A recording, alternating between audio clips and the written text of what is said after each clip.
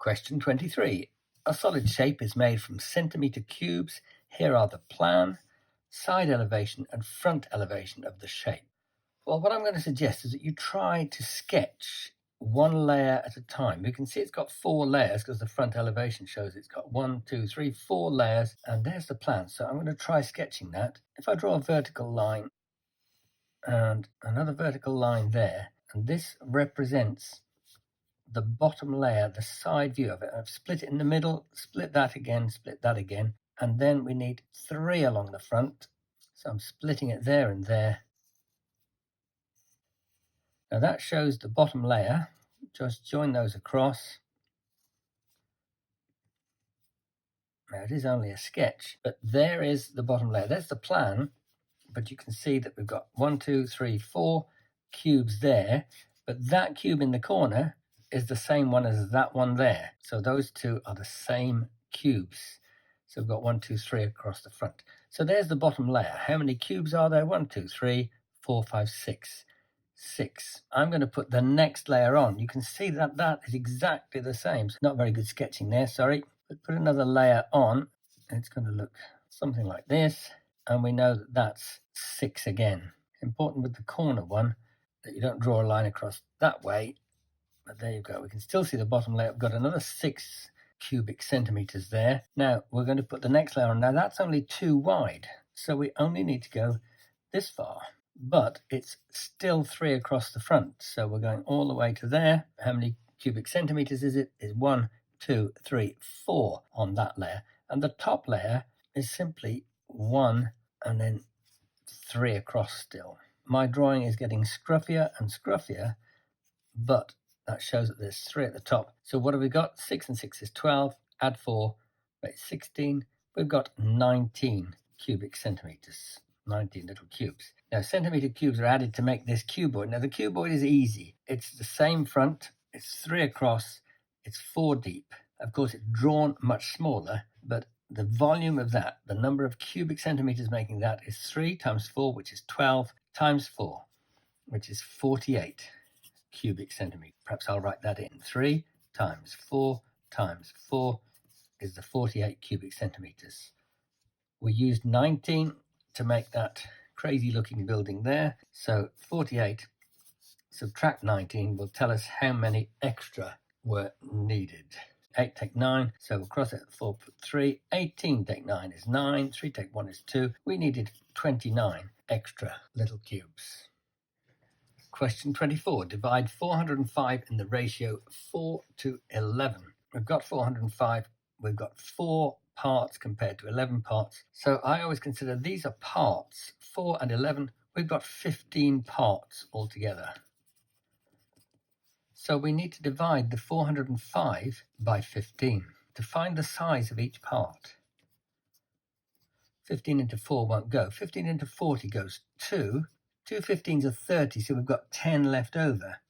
Now the question is, how many 15s are there in 105? Because that's what we've got there, 105.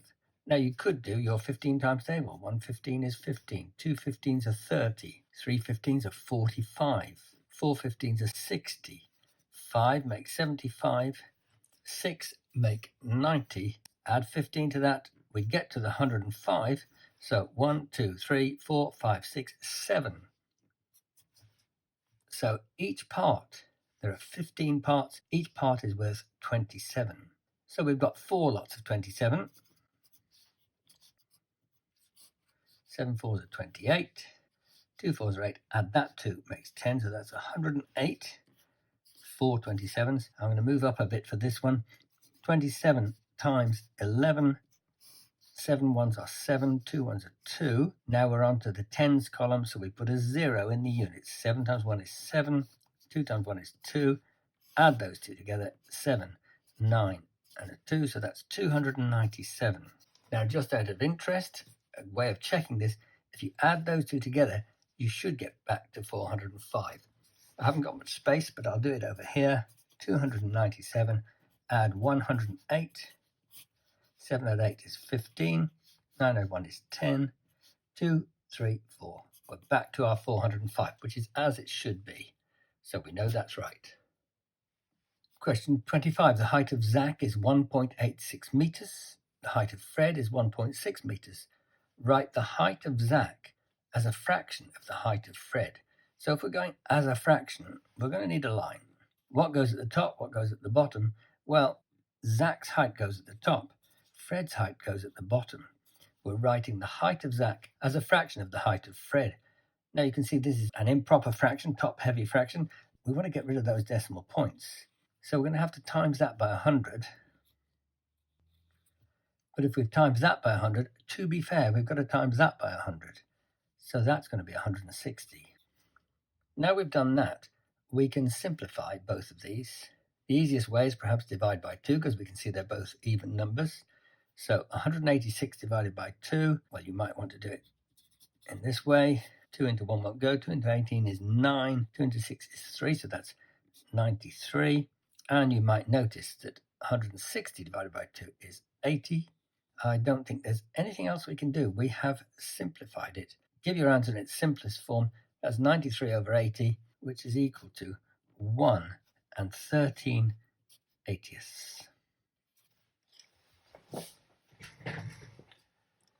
Question 26. A, 0, 2, and B, 6, 5 are points on the straight line A, B, C, D, and AB is equal to BC, which is equal to CD. So that is equal to that, which is equal to that. Work out the coordinates of D. It's a very straightforward question, actually, because we can go from A to B. Now, the coordinates of A are 0, 2. So we know that that's 2 on the y-axis. The coordinates of B are 6. So that's 6 in the x-axis and 5. And this is where you can really see that the diagram is not drawn accurately. To get from 2 to 5, we've gone up 3. So we need to go up 3 to get to C, which is going to be there. And D is going to be there. The y-coordinate of C is going to be 3 more than that, which is 8. And the y-coordinate of D, 3 more than that, which is 11. And looking along the x-axis, to get from A to B, we've gone 6 in that direction.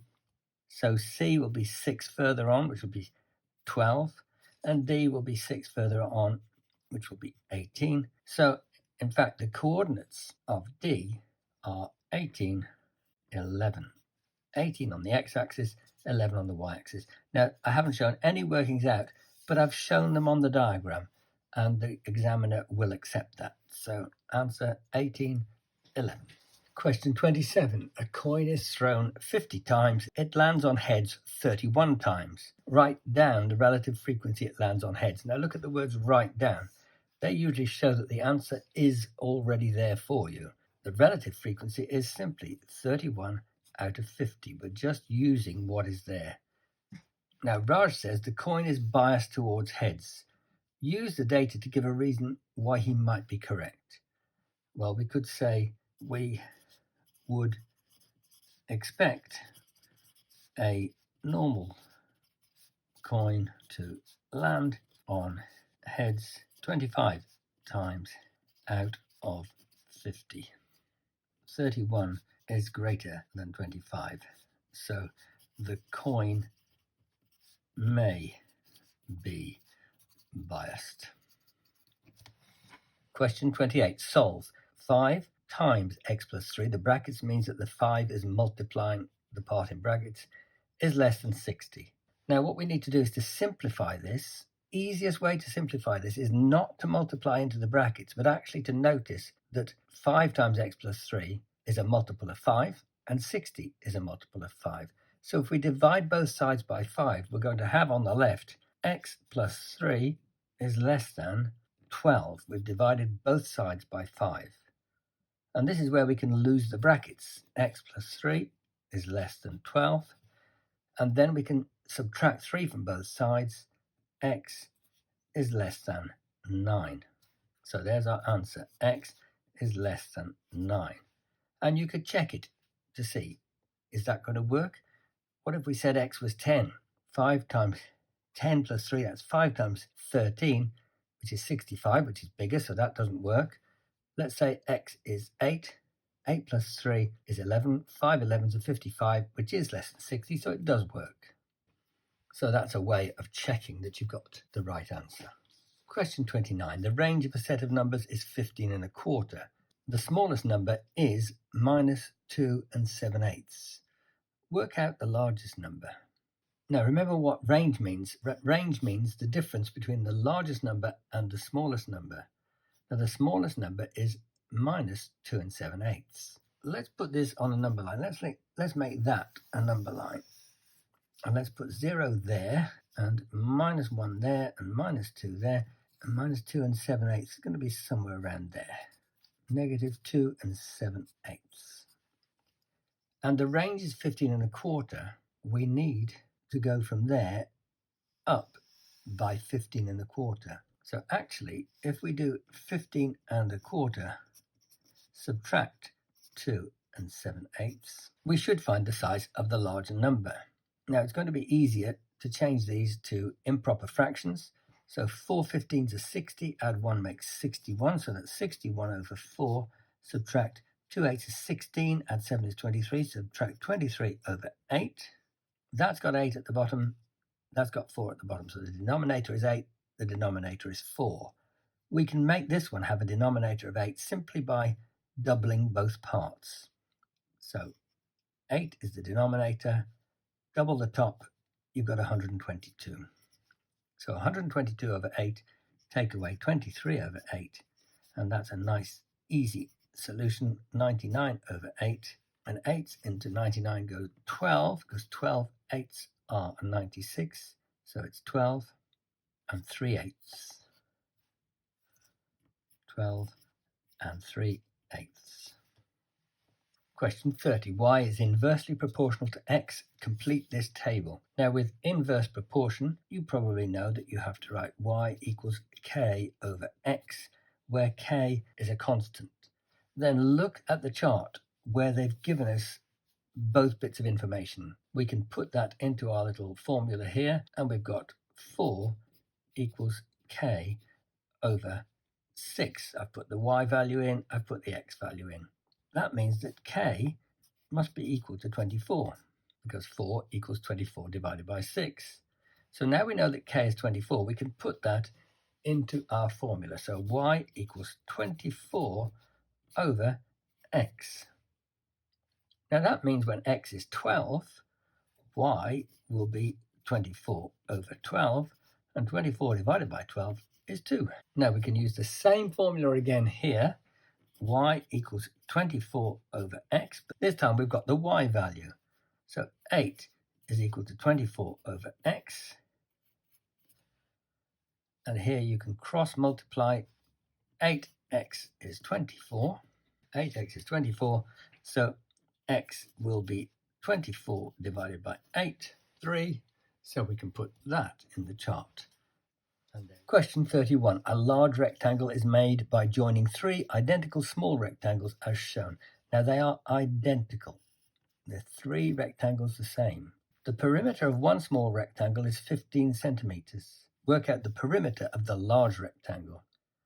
Now the easy way to do this is to say, well, I'm going to call that side of that little rectangle there, I'm going to call that x. If I'm calling that x, because these are the same, that must be x and that must be x. Now, if that's x and that's x, this must be x and x, which is 2x. And this must be x.